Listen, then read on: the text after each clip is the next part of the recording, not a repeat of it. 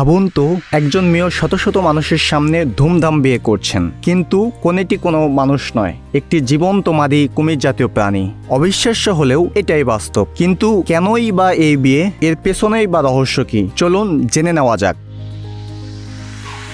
মেক্সিকোর ওয়াইহাকা রাজ্যের ছোট্ট শহর সান পেদ্রো ওয়াইমেলুলায় শতাব্দী প্রাচীর এক অভিনব প্রথা আবারও পালিত হচ্ছে।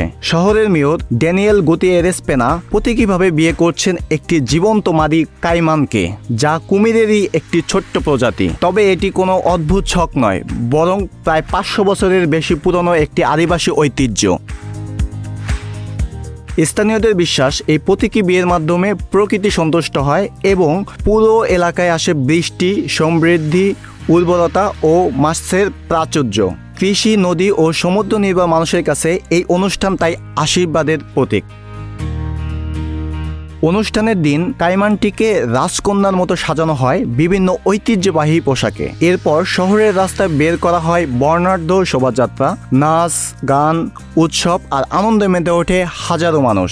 স্থানীয়দের মতে এই বিয়ে আসলে দুটি আদিবাসী জনগোষ্ঠী চোলটাল এবং হুয়াইবে সম্প্রদায়ের ঐক্য ও ভালোবাসার প্রতীক। একদিকে আধুনিক বিশ্ব, অন্যদিকে শত শত বছরের পুরনো বিশ্বাস। মেক্সিকোর এই ব্যতিক্রমী কাইমানের বিয়ে আজও প্রমাণ করে কিছু ঐতিহ্য সীমানা পেরিয়েও মানুষের হৃদয়ে অমলিন হয়ে থাকে।